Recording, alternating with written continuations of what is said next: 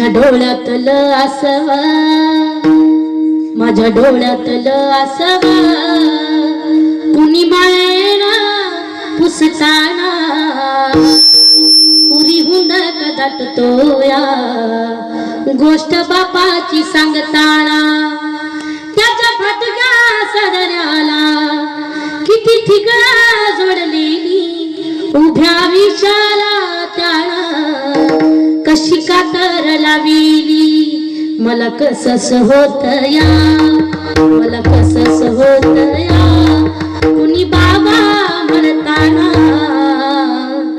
उरी हुंदक दाटतोया गोष्ट बापाची सांगताना. काय उत्तर सांगत आई वडिलांच्या आपल्यावरती बघा. जे आई वडील असतात ना राब राब कष्ट करून आपल्याकरता त्यांचं जीवन झिजवत असतात. आता माझा जर विचार केला, दादांना तर माहितीच आहे, आमचे चुलते सुद्धा या ठिकाणी आहे, आमचं घर परमार्थिक आहे. खरं जर म्हटलं तर आमची परिस्थिती, आता आम्ही तुम्हाला मोठ्या गाडीमध्ये आलेलो दिसतो, उतरलेलो दिसतो, बरोबर का नाही? पण ऐका, जे लहानपणापासून आम्ही जे जीवन काढलेलं आहे, आमच्या वडिलांनी आमच्याकरता किती कष्ट केले आहेत. तुम्ही सुद्धा मला बरंच लोकांनी लहानपणापासून या ठिकाणी पाहिलेलं आहे. ज्यावेळेस माझे आई वडील बघा शेतामध्ये लोकांच्या दुसऱ्याच्या लोकांच्या शेतामध्ये जाऊन कष्ट करून रोजानी कमाई करून आम्हाला इथपर्यंत आई वडिलांनी पोहोचवलेलं आहे. किती उपकार असतील त्या आई वडिलांचे. आमच्या आई वडिलांना गुंठाही शेती नाही, पण खरंच आई वडिलांचे आपण कितीही उपकार मानवले तरी कमीच आहे. खरंच आज या ठिकाणी मी कीर्तना करता ज्या ज्या ठिकाणी जाते आई वडील फोन करत असतात. मला सांगायचं आहे की आई वडिलांना आज मी कीर्तनकार घडले, संगीत गाते, भजन गाते, आई वडिलांना किती मोठ्यापणा वाटत असेल. ती त्यांच्याकरता जीवन कधीच जगत नाही, लेकराकरता जगत असतात. माझे आई वडील शेती करून मला पैठणला रविवारी क्लासला घेऊन जायचे.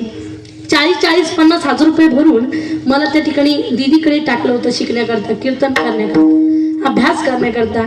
मला सांग, एवढाले पैसे कमवून लोकांच्या बांधाला कामाला जाऊन आई वडील आपल्यासाठी झिजतात. त्यांचं जीवन आपल्याकरता झिजलेलं आहे. त्यांच्या फाटके त्या बनिलेला किती छिद्र असतात. त्यांना दिवाळीला कपडे घ्या वाटत नाही काय वडिलांना नाही, पण त्यांना वाटतं आपले कपडे आपण पाठीमागे ठेवले पाहिजे, पण आपल्या लेकराला नवे ड्रेस घेतले पाहिजे. एवढे त्या आई वडिलांचे उपकार असतात. म्हणून म्हणतात की जी आई असते, आई म्हणजे फक्त शब्दापुरती आई नाहीये. दोनच शब्द दिसतात आपल्याला. आई जी अंधारामधून ईश्वराकडे नेते तिला आई म्हणायचं. आई म्हणजे आई नाहीये. जन्म दिला आईने मला, उपकार हा मोठा केला, ठेच लागे माझ्या पायाला, अश्रू येती तिच्या डोळ्याला. एखादा लहान लेकरू असू द्या महिला मंडळ, त्या आईचं अंतकरण कसं असतंय का?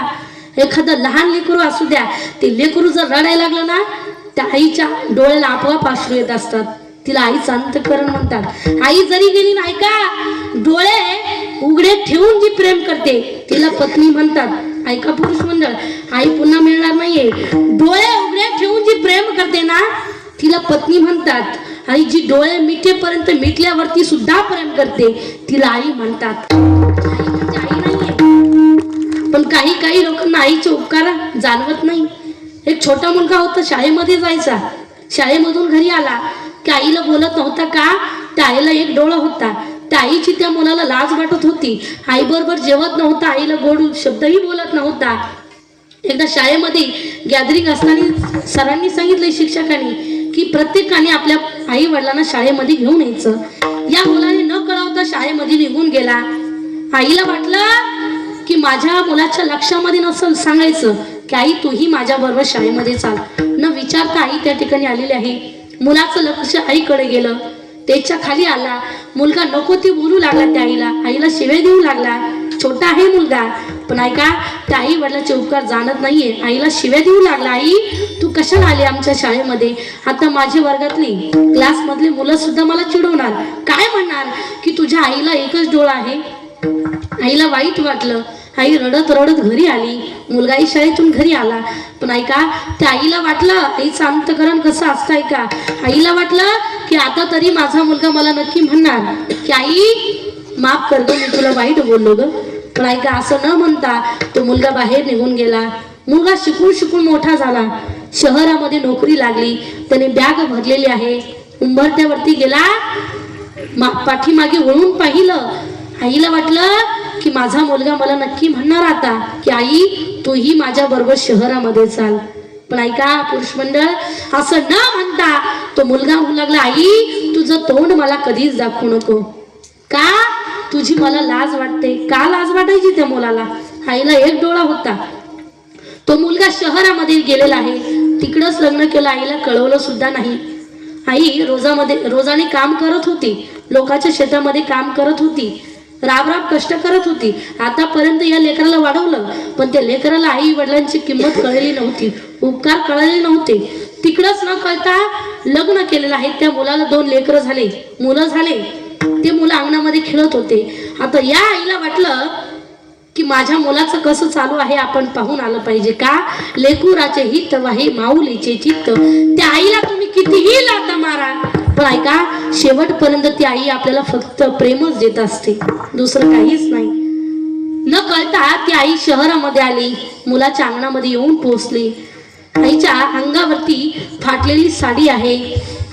त्या आईला पाहिल्याबरोबर तो मुलगा मोठ्याने बोलू लागला, शिव्या देऊ लागला. आई तुला माहिती होतं ना की मी लहानपणापासून तुला आतापर्यंत बोललो नाही का? तुझी मला लाज वाटते, कशाला आली तू? आता माझी पत्नी सुद्धा मला म्हणणार काय की तुमच्या आईला एक डोळा आहे, तुझी मला लाज वाटते ग. वाईट बोलू लागला मुलगा. पण पुन्हा आई रडत रडत गावाकडे आली. काही दिवस निघून गेले. या मुलाला वाटलं आपल्या गावाकडे कसं चालू आहे आपण पाहून आलं पाहिजे. हा मुलगा गावाकडे आला, पाहिलं घराला लॉक लावलेला होता, कुलप लावलेली होती. शेजाऱ्याकडे गेला, म्हटलं आई तर केव्हाचीच निघून गेली, पण ऐका जात असताना आईने तुमच्याकरता एक छोटंसं पत्र लिहून ठेवलेलं आहे, तेवढं तरी वाचा. त्या मुलाने आपल्या हातामध्ये पत्र लिहून घेतलेलं आहे. तो मुलगा वाचू लागला. पण ऐका त्या आईने सुरुवातीला शिव्या लिहिलेले नव्हते ते मुलाकरता. त्या आईने भरभरून असे आशीर्वाद दिलेले होते. बाळा सुखाचा राहा, आनंद हो तुला, बाळा सुखाचा राहा, तुझं जीवन सुखामध्ये जाऊ, असे गोड आशीर्वाद त्या आईने त्या पत्रामध्ये लिहिलेले होते. पण ऐका त्या आईने पुढे लिहिलेलं होतं, बाळा लहानपणापासून तू माझ्या बरोबर बोलला नाही, माझ्या बरोबर जेवला नाही का? मला एक डोळा आहे. लहानपणापासून तुला माझी लाज वाटत होती बाळा, पण तू कधी मला विचारलं नाही की आई तुला एक डोळा का आहे? जे मी आतापर्यंत तुला सांगितलं नाही बाळा, ती मी या पत्रामध्ये लिहून ठेवलेलं आहे. ऐका त्या आईने लिहिलेलं होतं की बाळा तुझे बाबा आणि तुम्ही दोघं प्रवासामध्ये असताना तुमच्या दोघांचा अपघात झाला होता. त्याच अपघातामध्ये तुझे बाबा वारले. त्याच अपघातामध्ये बाळा तुझा एक डोळा गेला होता. पुढे चालून माझ्या लेकराला जीवन जगत असताना कुणी नाव ठेवू नये, चिडू नये म्हणून माझा एक डोळा काढून तुला लावला. आता तो मुलगा रडू लागला. आता रडण्यामध्ये काही आहे का हो? काहीच उरलं नाही. आता आईची त्या ठिकाणी किंमत कळू लागली.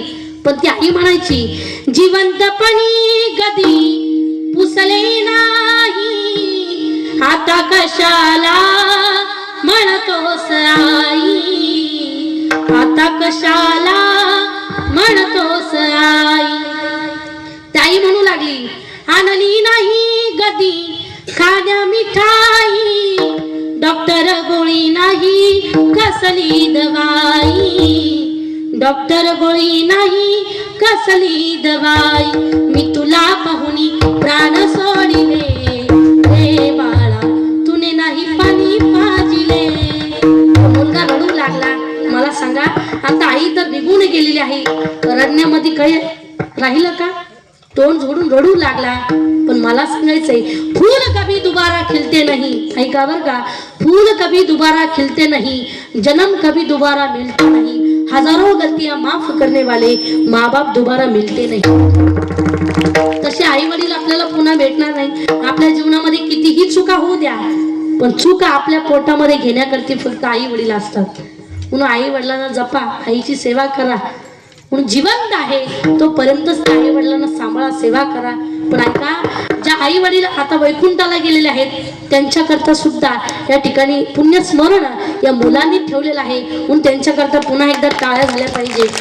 त्या आई वडिलांचे उपकार संस्काराची त्यांना जाणीव आहे म्हणून या ठिकाणी सुंदर कार्यक्रम ठेवलेला आहे. म्हणून धन्य माता पिता.